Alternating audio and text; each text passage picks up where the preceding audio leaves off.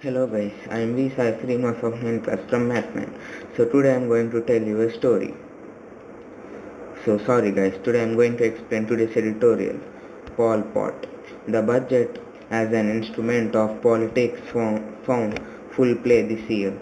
The largest to the election going states of Kerala, Tamil Nadu, West Bengal and Assam in the budget presented by Finance Minister Nirmala Sitharaman on Monday was unmistakable. The massive outlay of 65,000 crores for the development of NH66 corridor in Kerala, as well as the announcement of the second phase of the Kochi Metro and the development of Kochi Fishing Harbour as a commercial hub, are big-ticket budget proposals by any standard. Ms. Sitharaman announced that national highway works worth 19,000 crore are in progress in Assam and projects of more than 34,000 crores covering over 1,300 kilometers of national highways will be undertaken in the state within the next 3 years. The BJP has been harping on the transformation of Assam's road network over the last 5 years to showcase its focus on infrastructure development. For West Bengal, there is a new economic corridor covering 675 kilometers of national highway with an expected investment of 25,000 crores. For an industry-starved state which is still trying to wish away its anti-industry image, investment in infrastructure was aimed to give a message that the BJP has plans to bring in investment in the state. The party has started saying that the announcement was the beginning of Sonar Bangla. For Tamil Nadu, the proposed project could cost up to 1 lakh crore rupees. This includes the Chennai Metro Rail Phase 2 of 118 km for 63,246 crore and two express highways connecting Chennai. As we know that this Monday the budget meeting have been held and many proposals have been made by the state. So Nirmala Sitharaman should take right decisions regarding those proposals. So she had kept an outlay of 65,000 crore rupees for the development of national highway in Kerala.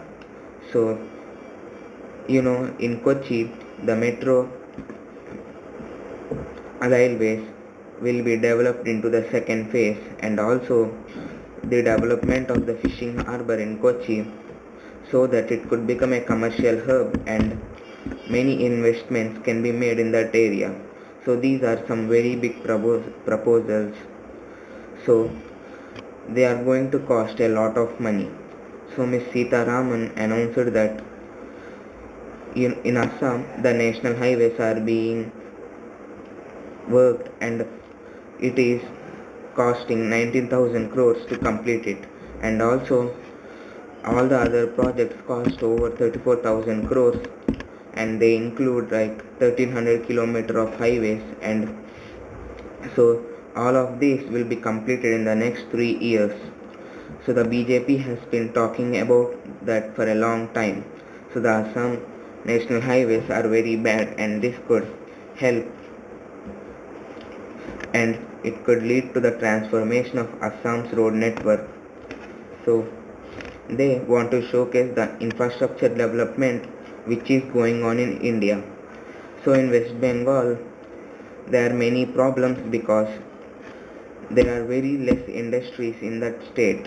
So they have decided to construct an economic corridor which will cover 675 kilometers of the national highway, and also there is going to be an expected investment of about 25,000 crores.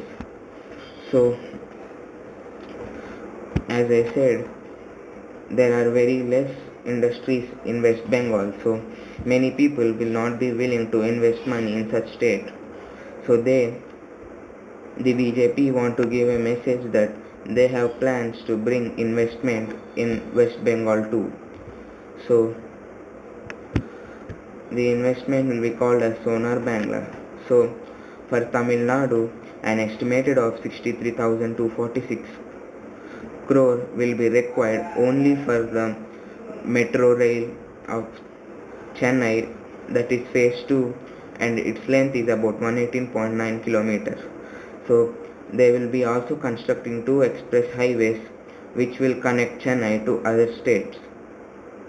So Tamil Nadu proposed many other projects too, and all of them total about 1 lakh crore rupees.